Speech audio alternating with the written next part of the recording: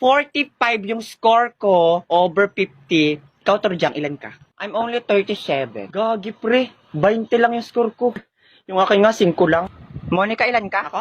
43. Goodness gracious ka rin. You're mas mataas ang score kay Renzo. 44 lang si Renzo. Pre, totoo? Oo. Nalimutan ko sagutan yung sa likod. Ano ba, Turjang?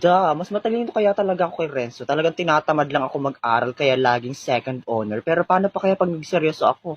Eh di ako na ang first. Sarap talaga siya muraan itong bida-bida na ito. Ilang ka, Trisha? 43 lang ako. Bes, 48 ako. 48? Oh my goodness! 48 si Trisha. Ha, yes. Mas mataas pa sa putok ni Karing. Manahimik ka dyan, Borloloy.